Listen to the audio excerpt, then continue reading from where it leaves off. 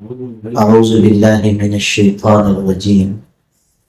بسم الله الرحمن الرحيم. وَلَيَنْصُرَنَّ اللَّهُ مَن يَنْصُرُهُ إِنَّ اللَّهَ لَقَوِيٌّ عَزِيزٌ. صدق اللہ مولانا العظیم. حضرات علماء کرام، بالخصوص برادر عزیز مولانا شفیق الرحمان فلاحی صاحب، جناب مولانا ذل الرحمان صاحب، جناب مفتی القاری اشفاق صاحب، قاری حفیظ الرحمان صاحب، دیگر حضرات علماء کرام اور آپ تمام بھائیوں اور بزرگوں، یہ اللہ کی توفیق ہے کہ ہم نے اس نئی بننے والی مسجد میں پہلی نماز میں شرکت کی. اللہ تعالی ہم سب کو اس کی برکت سے مغفرت نصیب فرمائے. مسجدیں بن جاتی ہیں، مسجد کے افتتاح میں ہم شریک ہوتے ہیں، لیکن یقین مانیے بنی بنائی مسجد کی خوبصورتی، جاذبیت، اس کی تعمیر بہت سارے مخلصوں، محنت کرنے والوں کی محنت اور ان کے خلوص کا نتیجہ ہوتی ہے. مسجد دن دو دن میں نہیں بنتی. مسجد بنانے کے لیے بیسیوں لوگوں کی محنت، مشقت، ان کا خلوص درکار ہوتا ہے. یہ بھی اللہ کی طرف کی بات ہے کہ اس نے اپنے گھر کی تعمیر کے لیے ہمیں موقع دیا.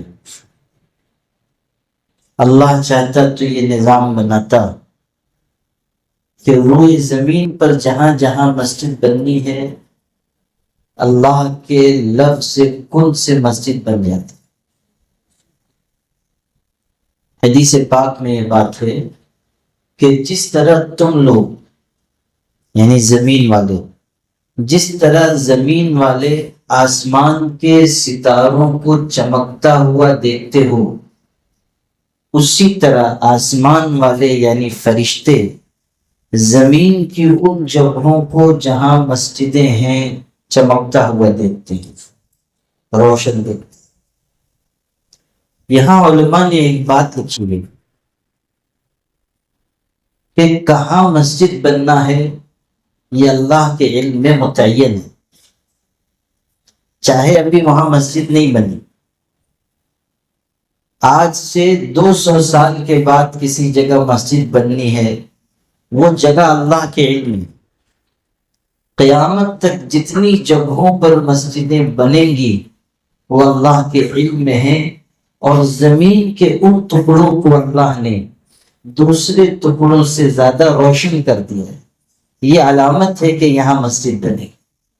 تو ہم تو نہیں دیکھ پاتے، لیکن فرشتے جب زمین پر نظر کرتے ہیں تو روئے زمین کی مسجد کی ساری جگہیں ان کو اسی طرح روشن نظر آتی ہیں جیسے ہم آسمان کے ستاروں کو چمکتا ہوا دیکھتے ہیں.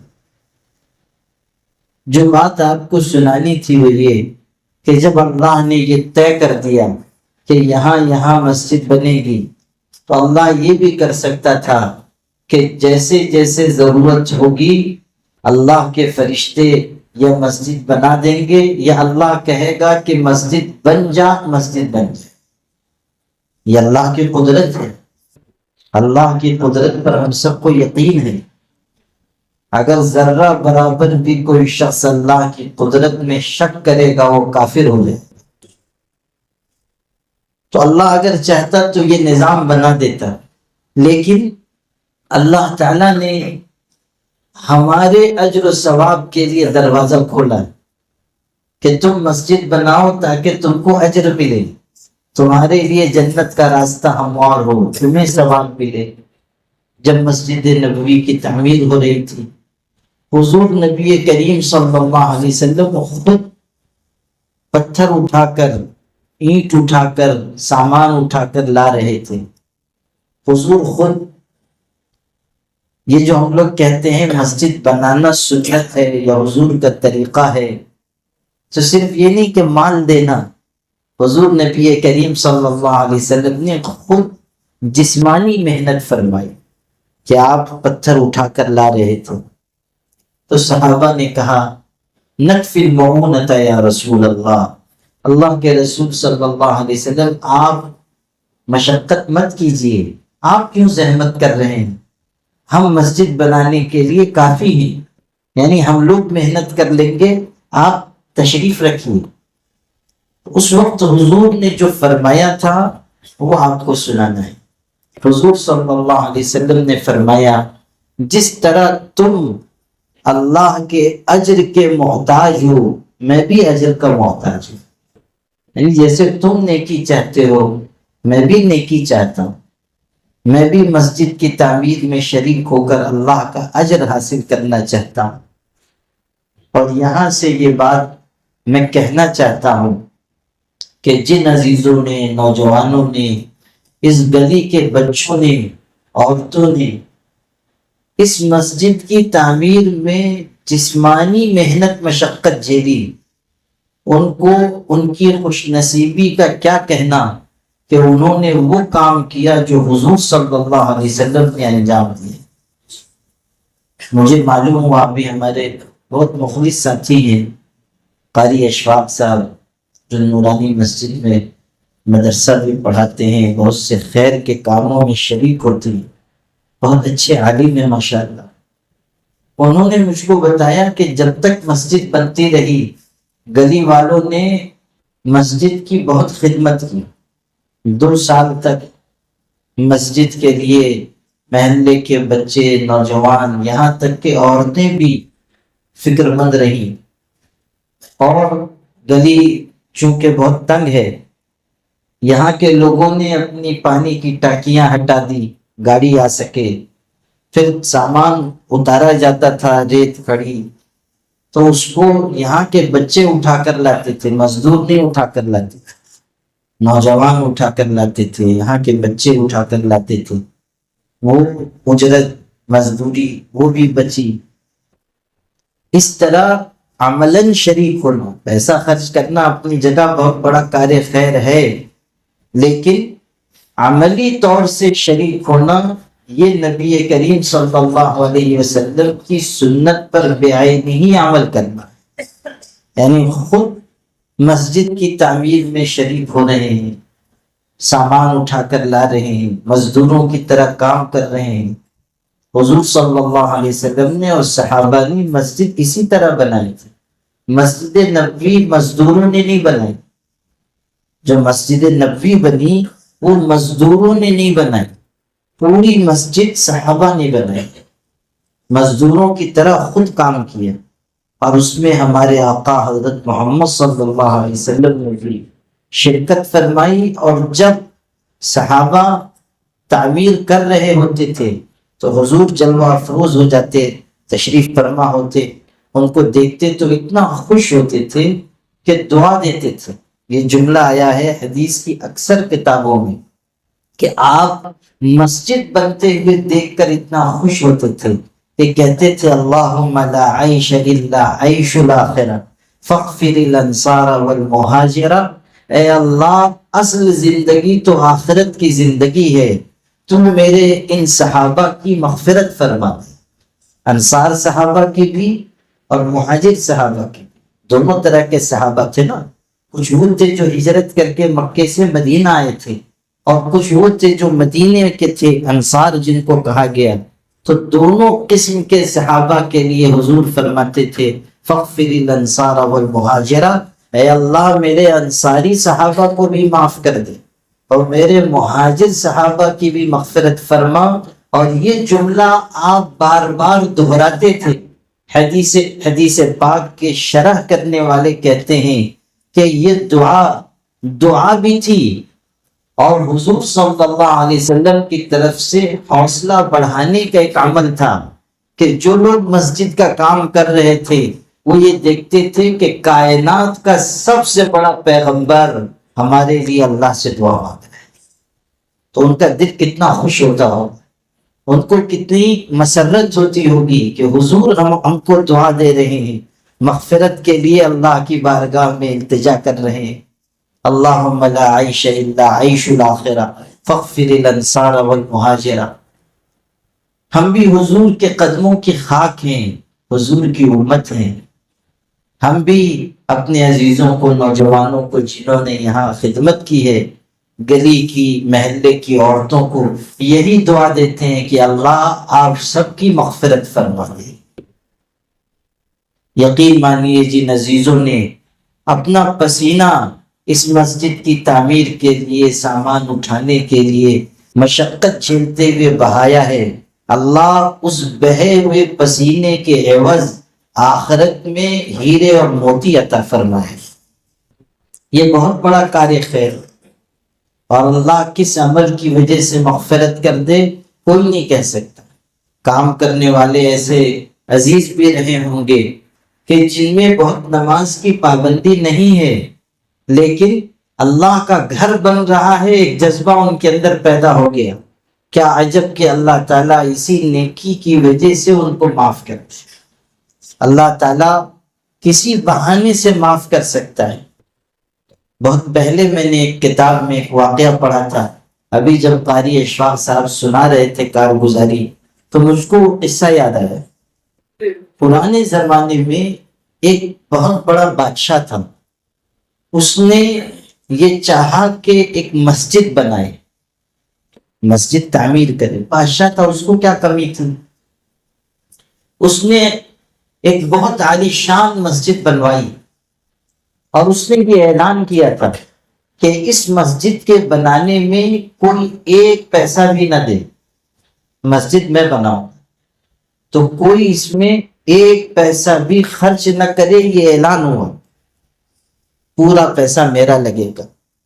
عالی شان مسجد بنی، اور جب مسجد بن گئی تو نام اس کا رکھا گیا اسی بادشاہ کے نام پر، اپنے نام پر بادشاہ نے مسجد کا نام رکھوایا، مسجد الملک فلاں، یعنی فلاں بادشاہ کی مسجد۔ جیسے اپنے یہاں مختلف لوگوں کے نام سے مسجد ہے، بلکہ اپنے یہاں تو بعض مسجدوں کے نام ایسے ہیں کہ اگر باہر والے کوئی آ جاتے ہیں تو ان کے لیے پڑھنا مشکل ہو جاتا ہے، وہ بیچارے ہیچے لگاتے لگاتے تھک جاتے ہیں۔ انگنو سیٹ کی مسجد، اب اس کو پڑھیں تو کیا پڑھیں، تو وہ بیچارے حیران ہو جاتے ہیں کہ یہ کون سی مسجد ہے، یہ کیسا نام ہے۔ تو جیسے یہاں نام ہوتے ہیں، اسی طرح اس بادشاہ نے اپنے نام سے اس مسجد کو موصول کیا۔ مسجد بن گئی، مسجد کا افتتاح ہو گیا، نام باہر لکھ دیا گیا، نماز ہونے لگی۔ لیکن عجیب بات ہوئی، چند دن گزرے، بادشاہ نے خواب دیکھا۔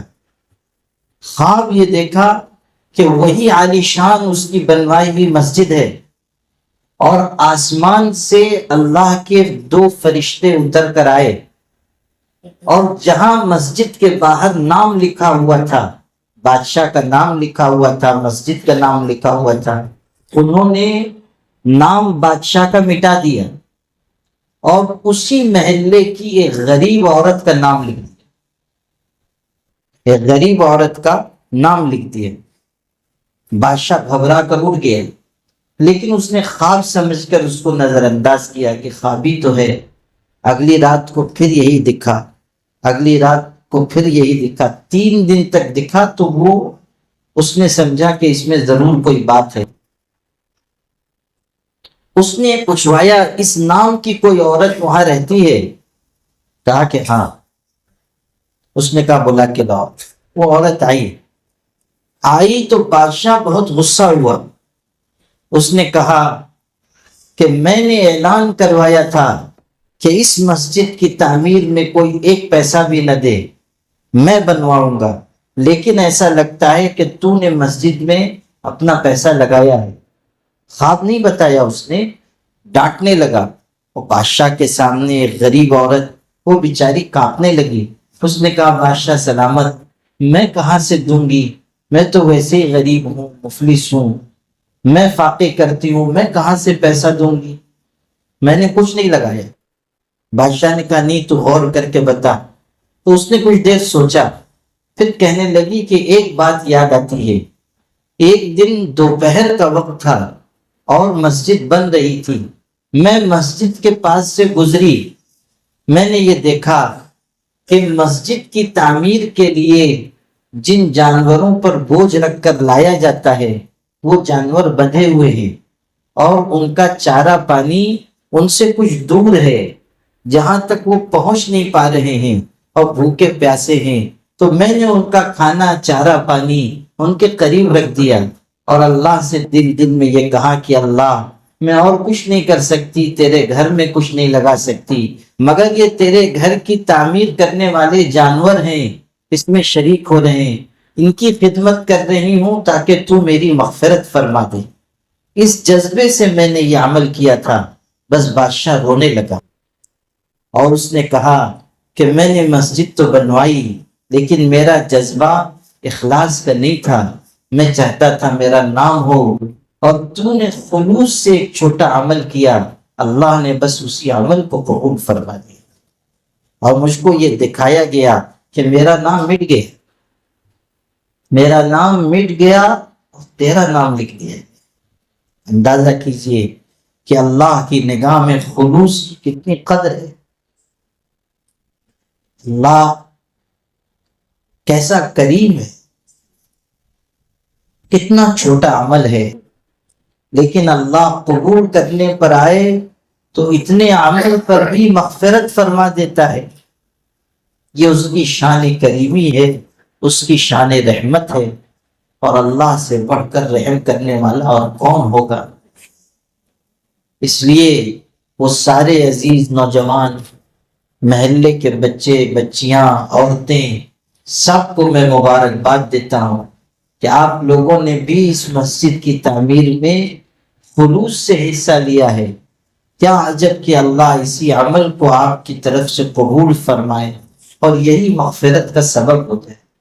اللہ تعالیٰ ایسے ہی فرما دے، اور ہمارے گمان سے بڑھ کر اپنی شان کے مطابق ہمیں اجر عطا فرمائے۔ میرے بھائیوں، انسان دنیا میں ہمیشہ رہنے کے لیے نہیں آیا ہے، جانے کے لیے آیا ہے۔ آج ہے، کل نہیں ہوگا۔ دنیا تیزی سے اپنے انجام کی طرف بڑھ رہی ہے، ہم بھی اپنی موت کی طرف بڑھ رہے ہیں۔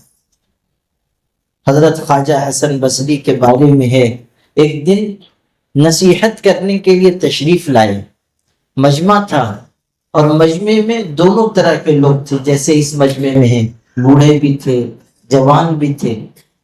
تو جب آ کر بیٹھے، دھیان سے سنو کتنی خوبصورت باتیں، آئے تو بوڑھوں سے خطاب کر کے پوچھا، جن کی داڑھیاں سفید تھی ان سے پوچھا، تم بتاؤ جب کھیتی پک جاتی ہے تو کیا کیا جاتا ہے؟ تو بوڑھوں نے کہا جب کھیتی پک جاتی ہے کاٹ دی جاتی ہے، جب کھیتی پک جاتی ہے کاٹ دی جاتی ہے۔ تو ارشاد فرمایا تیاری کر لو، تمہاری بھی کھیتیاں پک چکی ہیں، کسی بھی وقت کاٹ لی جائے۔ پھر نوجوانوں کی طرف متوجہ ہوئے اور فرمایا سنو، کبھی ایسا بھی ہوتا ہے کہ کھیتی ابھی پکی نہیں کہ آسمان سے کوئی مصیبت آتی ہے جس سے کھیتی جل کر خاک ہو جاتی ہے۔ اس لیے تم بھی اس دھوکے میں نہ رہو کہ بڑھاپے تک زندہ رہو گے، ہو سکتا ہے کہ کوئی حادثہ ہو اور تم بھی فوت ہو جاؤ۔ اس لیے آخرت کی تیاری کر لو۔ بوڑھے بھی تیار رہیں اور جوان بھی تیار رہیں کہ کب کس کا بلاوا آئے گا اور اس کو چلے جانا ہے۔ یہ نہیں ہو سکتا کہ موت کا وقت آئے اور ٹل جائے، یہ نہیں ہو سکتا کہ وقت اجل آئے اور انسان بچ جائے۔ اللہ نے نظام ایک رکھا ہے، اور وہ یہ کہ وقت آئے گا تو دنیا سے جانا ہے، دنیا سے رخصت ہونا ہے۔ حضرت سلیمان مسجد ہی تو بنوا رہے تھے، مسجد اقصی بنوا رہے تھے، اور جنات سے بنوا رہے تھے۔ اللہ نے ان کو بادشاہت دی تھی، جنات کے ذریعے مسجد بنوا رہے تھے، اور موت کا وقت آ گیا، ابھی مسجد پوری نہیں ہوئی تھی، اور اللہ کا فرشتہ آیا، اس نے کہا چلنا ہے۔ ہمارے پاس فرشتہ آ کر کہے گا نہیں کہ چلنا ہے، وہ سیدھے اٹھا کے لے جائے گا۔ ہاں یہ نہیں کہ وہ اتنے ادب سے آ رہا ہے اور پھر ہم کو کہہ رہا ہے کہ جناب چلیے، کوئی دعوت نامہ ہم کو نہیں ملنے والا۔ انبیاء علیہ السلام کی شان الگ ہے، انبیاء علیہ السلام بہت اونچے لوگ ہیں۔ حضرت موسیٰ کے بارے میں بھی ہے، ان کے ہاں فرشتہ انسانی شکل میں آ گیا، موت کا فرشتہ آ کے کہا فرشتہ موت ہوں اور آپ کے پاس آیا ہوں، چلنا ہے۔ تو حضرت موسیٰ نے خیال کیا ان کی قوم بہت بدماش تھی، بنی اسرائیل بہت بدماش قوم تھی، اسی لیے کوئی زیادہ سرکشی کرتا ہے نا تو کہتے ہیں کہ لگتا ہے تو بنی اسرائیل سے ہے۔ تو بنی اسرائیل بہت ہی بدماش قوم تھی، اور حضرت موسیٰ کو بھی وہ لوگ ستاتے تھے، حالانکہ وہ پیغمبر تھے۔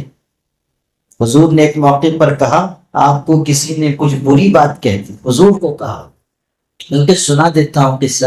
آپ مال تقسیم کر رہے تھے، غنیمت کا مال، تو ایک شخص نے یہ کہا، گستاخی کی، اس نے کہا آپ انصاف کے ساتھ تقسیم کیجیے، یا ایک روایت میں یہ ہے کہ یہ ایسی تقسیم ہے جس میں انصاف کا خیال نہیں رکھا گیا۔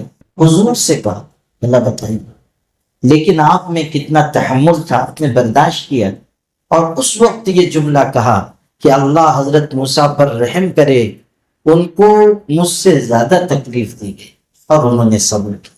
ان کی قوم بہت بدماش تھی، تو وہ آیا فرشتہ، اس نے کہا میں فرشتہ موت ہوں اور چلنا ہے۔ تو حضرت موسیٰ نے سمجھا یہ اپنی قوم کا ہے، اپنی قوم کا ہے اور آ کے بدماشی کر رہا ہے، اور ان کو جلال بھی بہت تھا اور طاقت بھی بہت تھی، تو غصے میں آئے اور ایک تماچا مارا، فرشتے کو مارا۔ طاقتور اتنے تھے کہ اس کی آنکھ نکل آئی، تو وہ اپنی آنکھ ہاتھ پہ رکھ کے واپس گیا اور جا کے کہا کہ اللہ، مار کے انہوں نے آنکھ نکال دی۔ تو اللہ نے آنکھ لگائی، پھر کہا جاؤ، کہنا زندگی چاہتے ہو تو کسی بیل کی پیٹھ پہ ہاتھ رکھ دو، جتنے بال تمہارے ہاتھ کے نیچے آئیں گے ہر بال کے بقدر 1 سال، ہر بال کے بدلے 1 سال کی زندگی۔ اب فرشتہ دوبارہ آیا، اب کی تو اس نے دوری سے کہا کہ پہلے پوری بات سن لیجئے پھر کچھ کارروائی کیجیے۔ تو آیا، اس نے پوری بات کہی، اب ان کو یقین ہو گیا کہ فرشتہ ہے، تو کہا اچھا جب یہ سارے سال ختم ہو جائیں گے تب؟ کہا پھر میں ہی خدمت کے لیے دوبارہ ہوں۔ حضرت موسیٰ نے کہا اللہ کی بارگاہ میں جانا ہے، تب بھی جانا ہے، اب بھی جانا ہے، چلو اللہ کی بارگاہ۔ تو انبیاء علیہ السلام بہت بڑے لوگ ہیں، ان کے پاس موت کا فرشتہ بھی ادب سے آتا ہے۔ یہ حضرت سلیمان کا بھی جب موت کا وقت آیا، فرشتہ آیا اور اس نے کہا کہ چلنا ہے، حضرت سلیمان نے کہا اگر میری موت ہو گئی تو یہ جو جنات مسجد بنا رہے ہیں مسجد چھوڑ کے بھاگ جائیں گے، یہ میرے ڈر سے بنا رہے ہیں، اگر میں نہیں رہا کوئی ان کے اوپر حکومت نہیں کر سکتا۔ جنات تو جنات ہوتے ہیں نا، ان سے کام لینا تو دور کی بات، جب وہی آدمی دیکھ لے گا تو ماشاءاللہ، ہاں اگر جنات کو دیکھ ہی لیا تو معلوم ہوا لمبا لمبا لیٹ گیا۔ جنات بہت عجیب و غریب قوم ہے اور بہت خوفناک قوم ہے، تو جنات سے کام لینا تو بہت دور کی بات ہے، اس کے جلوے کی تاب لانا ہی مشکل ہے۔ تو حضرت سلیمان نے یہ کہا کہ اگر میں فوت ہو گیا پھر یہ لوگ کام نہیں کریں گے۔ تو حضرت سلیمان علیہ السلام کو جواب یہ ملا کہ نہیں، موت سے چھٹی کسی کو نہیں، وقت نہیں ٹلے گا، انتقال تو وقت پر ہوگا، لیکن ایک تدبیر سکھائی گئی کہ ایک عصا ہاتھ میں لے لیں، لاٹھی، اور کھڑے رہیں، اسی حالت میں روح نکل جائے، روح نکال لی جائے گی اور لاٹھی کے سہارے کھڑے رہیں گے، جسم گرے گا نہیں زمین پر، اور جنات یہ سمجھیں گے کہ زندہ ہیں اور وہ کام کرتے رہیں گے۔ چنانچہ تفسیروں میں یہ بات ہے کہ حضرت سلیمان علیہ السلام کی روح نکل گئی، لاٹھی کے سہارے کھڑے رہے، اور جتنی مدت تک مسجد کا کام ہونا تھا وہ کام چلتا رہا، جنات کام میں لگے رہے، جب پلٹ کر وہ دیکھتے تھے تو معلوم ہوتا تھا کہ بابا نگرانی کر رہے ہیں، پیچھے کھڑے ہوئے، تو پھر وہ اپنے کام سے لگ جاتے تھے۔ جب مسجد ہو گئی، مکمل ہو گئی، تو اللہ تعالیٰ نے کیڑوں کو حکم دیا، کیڑوں کو، گھن کو، کہ ان کے لکڑی کو کھا لو۔ چنانچہ گھن نے ان کی لکڑی کھائی، اور جب وہ کھوکھلی ہو گئی تو ان کا جسم گرا۔ اب جب جسم زمین پر گرا تو وہ جنات دوڑ کے آئے، کیا ہوا کیا ہوا؟ تو آ کے دیکھا تو یہ تو بہت پہلے انتقال پر ملال ہو چکا۔ اور قرآن نے یہ بیان کیا کہ فلما خر تبینت الجن ان لو كانوا يعلمون الغیب ما لبثوا في العذاب المہین، کہ اگر جنات کو غیب کا علم ہوتا تو اس مشقت میں نہیں پڑتے۔ پتہ یہ چلا کہ غیب کا علم جنات کو نہیں ہے، غیب اللہ جانتا ہے۔ قرآن پاک میں ہے ان اللہ عنده علم الساعہ، قیامت کا علم غیب کا علم ہے، اللہ جانتا ہے۔ ماں کے پیٹ میں کیا ہے اللہ جانتا ہے، بارش کب ہوگی کتنی ہوگی اللہ جانتا ہے، کل انسان کیا کمائے گا اللہ جانتا ہے، کہاں کب مرے گا اللہ جانتا ہے، اللہ کے علاوہ کوئی نہیں جانتا۔ یہی حضرت سلیمان کے قصے میں ہے کہ ایک آدمی گھبرایا ہوا آیا، حضرت نے پوچھا کیا ہوا؟ کہا آج مجھ کو موت کا فرشتہ دکھا، گھور کے دیکھ رہا تھا۔ تو کہا کیا چاہتے ہو؟ کہا مجھ کو بہت گھبراہٹ ہے، مجھ کو ہندوستان بھیجوا دیجیے، ادھر حالات اچھے نہیں ہیں۔ وہ کہتے ہیں نا اگر گلی میں ایک آدھ دو کا انتقال ہو گیا تو باقی لوگ بھی چوکنے ہو جاتے ہیں کہ ادھر زیادہ پھیرا لگ رہا ہے۔ چلو کہنے لگا کہ مجھ کو بہت پریشانی ہے، آپ یہاں سے مجھ کو روانہ کیجیے۔ تو ہواؤں پر ان کی حکومت تھی، انہوں نے کہا ہوا سے اس کو اٹھا اور لے جائے۔ وہ ادھر پہنچ گیا، جب پہنچا تو سامنے ملک الموت یہاں پہلے سے استقبال کے لیے موجود، اور وہ نکل گئے۔ کچھ دن کے بعد فرشتہ موت کی حضرت سلیمان سے ملاقات ہوئی۔ حضرت سلیمان نے کہا تم میری رعایا کو خوفزدہ کر رہے ہو، چند دن پہلے ایک آدمی آیا تھا، ایسا ایسا ہوا۔ تو کہنے لگا حضرت بات یہ ہوئی کہ اللہ تعالیٰ نے مجھ سے کہا کہ اس کی روح نکالنی ہے اور ہندوستان میں نکالنی ہے، اور میں ادھر آیا تو دیکھا یہ ادھر ٹہل رہا ہے، تو غور سے دیکھ رہا تھا کہ وہی ہے کہ دوسرا ہے۔ تو وہ غور سے جو دیکھا میں نے، اس کی حالت خراب ہوئی اور آپ نے اس کو ادھر بھجوایا، میں نے ادھر کام تمام کر دیا۔ تو کہنے کی بات یہ ہے کہ غیب صرف اللہ جانتا ہے۔ خیر جو آپ کو بات اصل سنانی ہے وہ یہ کہ موت کا وقت ہر ایک کا طے ہے، اسی وقت جانا ہے، اور جب جانا ہے تو اگلی زندگی کی تیاری کرنی ہے۔ ہمیشہ یاد رکھیے کہ انسان جب مر جائے گا کوئی عمل نہیں کر سکتا، ہاں کچھ چھوڑ کر جائے گا، کچھ لگا کر جائے گا، وہ اس کے لیے سرمایہ ہے۔ ایک روایت آپ کو سناتا ہوں، حدیث پاک میں ہے مومن کو اس کی موت کے بعد کوئی عمل نہیں پہنچے گا، کوئی نیکی نہیں پہنچے گی مگر یہ نیکیاں۔ حضور صلی اللہ علیہ وسلم نے 7 قسم کے اعمال بتائے۔ کتنا ہے؟ 7 قسم کے اعمال۔ آپ نے اب تک 3 ہی سنا ہوگا کہ جب آدمی مر جاتا ہے تو 3 چیزوں کا سلسلہ جاری رہتا ہے، آپ کو 7 سنا تھا، اور یہ صحیح روایت ہے۔ حضور صلی اللہ علیہ وسلم نے فرمایا 7 قسم کے اعمال موت کے بعد بھی اجر کی شکل میں ملتے رہتے ہیں۔ پہلی چیز ذکر کی، علم نشرہ، کسی کو علم سکھا دیا، علم پھیلایا، وہ علم جب تک زندہ رہے گا موت کے بعد بھی اجر ملے، نمبر 1۔ نمبر 2، ولدن صالحا ترکہ، کوئی نیک اولاد چھوڑ کر گیا اپنے پیچھے، وہ نیک اولاد جو دعا کرے گی، اچھا عمل کرے گی، اس کا اجر اور اس کا فائدہ بھی ماں باپ کو ملے گا۔ 2، تیسری چیز ارشاد فرمائی، او مصحفا ورثہ، کوئی قرآن پاک چھوڑ کر گیا، یعنی کہیں قرآن رکھ دیا مسجد میں، مدرسے میں، یا جس میں وہ تلاوت کرتا تھا اپنے بعد والوں کے لیے چھوڑ گیا، اس میں تلاوت ہو رہی ہے، اس کا بھی اجر ملتا رہے گا۔ چوتھی چیز بیان کی، او مسجدن بناہ، مسجد بنا دی، مسجد بنا دی، اس کا بھی اجر، مسجد چھوٹی ہو یا بڑی، قبر میں اجر ملتا رہے. مسجدن بناؤ، یہ مسجد اللہ کے کرم سے بن گئی، لیکن ہم یہ دیکھیں کہ ہمارا تھوڑا حصہ اگر مسجد میں لگ جائے تو ہمارے لیے آخرت کا توشہ ہو جائے گا.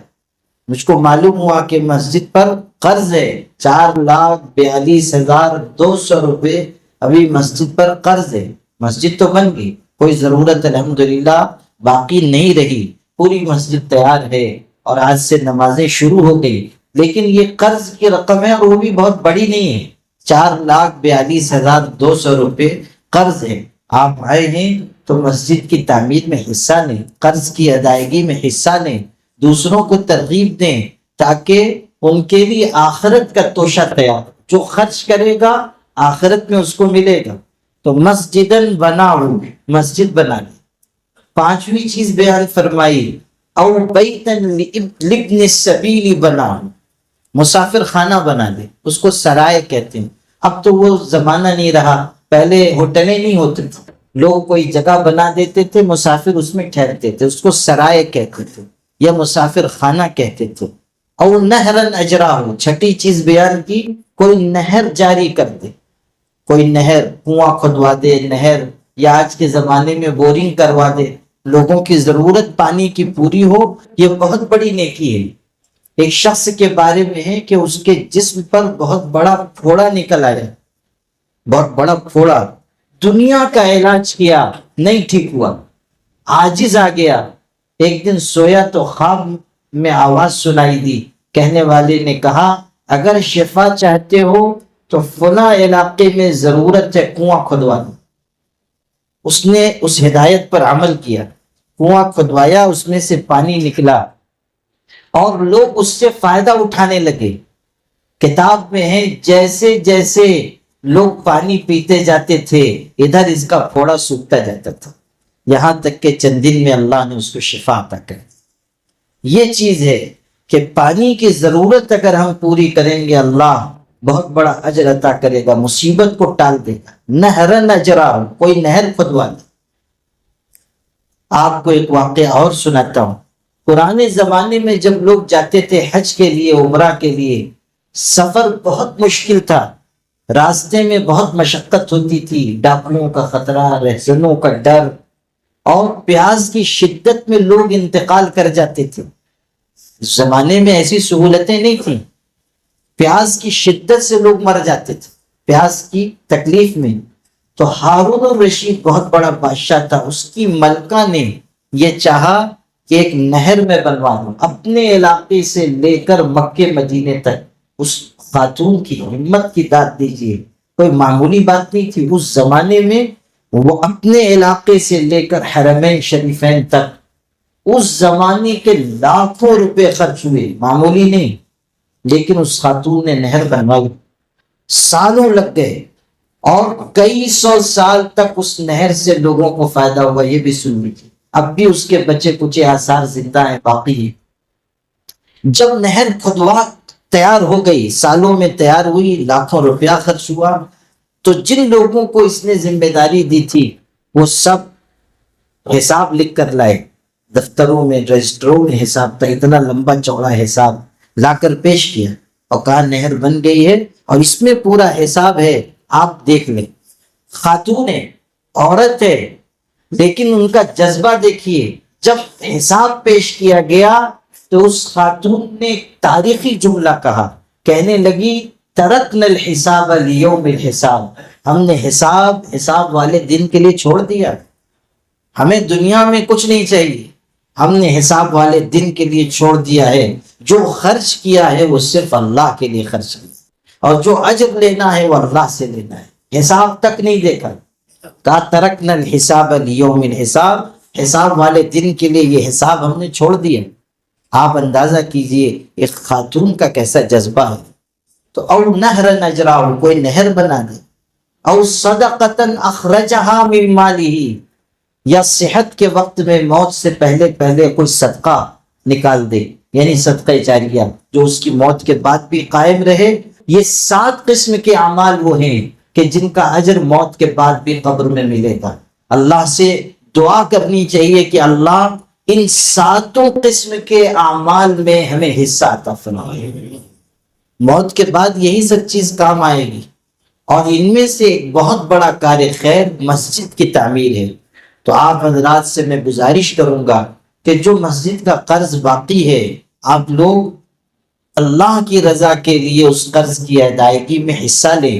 اتنے سارے لوگ ہیں، دوسروں کو متوجہ کریں تاکہ قرض بھی جلد از جلد ادا ہو جائے اور مسجد آباد رہے، خیر کے کام یہاں شروع رہے۔ 2-3 گزارش اور کرنا چاہتا ہوں۔ دیکھیے مسجد تو بن گئی، لیکن مسجد کی آبادی کی ہمیں فکر کرنی چاہیے۔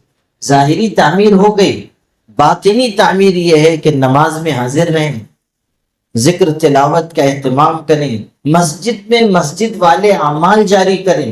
یہ نہیں کہ بس نماز ہوئی اور تالا بند، نہیں، مسجد میں مسجد والے اعمال ہونے چاہیے، کار خیر ہو، دعوت و تبلیغ کا کام، تعلیم کا کام، تزکیے کا کام، ذکر کی مجلس، اللہ تعالیٰ کے نیک بندوں کو لانا، واعظ و نصیحت کروانا، علماء کو لانا، ان کے ذریعے خیر کے کام یہاں شروع کروانا، یہاں سے خدمت کے کام ہو، اس کا خیال رکھیں، کریں گے انشاءاللہ۔ پھر یہ بھی کہ مسجد جو ہے چاروں طرف سے گھروں سے گھری ہوئی ہے، گلی بھی تنگ ہے، اور مسجد ادب کی جگہ ہے، بہت احترام کا مقام ہے۔ مسجد کا احترام جو شخص کرے گا اللہ اس کو نوازے گا۔ اس لیے خیال رکھیے گا کہ مسجد میں آپ آئیں تو کوشش کریں کہ مسجد کا احترام ملحوظ ہے۔ آس پاس جو گھر ہے، گھر والے بھی خیال رکھیں کہ مسجد کے احترام میں کوئی کمی نہ ہو۔ ایسا نہ ہو خدا نخواستہ کہ نماز ہو رہی ہے، گانے بجانے کی آواز آ رہی ہے، ٹی وی چلنے کی آواز آ رہی ہے، شور ہو رہا ہے، ہرگز نہیں۔ یہ خاص خیال رکھیے، مسجد ہے تو پورے محلے والے مسجد کا احترام کریں، ادب کریں، کریں گے انشاءاللہ۔ مسجد کا احترام بہت ضروری ہے، صاف ستھرا رکھیں مسجد، مسجد کی پاکی پاکیزگی میں حصہ لیں۔ میں بطور خاص ان تمام نوجوانوں کو پھر مبارکباد دیتا ہوں جنہوں نے مسجد کی تعمیر میں اس کی ضروریات کے سلسلے میں حصہ لیا۔ اللہ جانتا ہے، ہم نہیں جانتے سب کو، لیکن اللہ جانتا ہے، اور اللہ بہترین اجر عطا کرنے والا ہے۔ آپ سب بھی دعا کریں کہ اللہ تعالی ہم سب کو زندگی کی آخری سانس تک کار خیر کے لیے قبول فرمائے۔ وآخر دعوانا الحمدللہ رب العالمین۔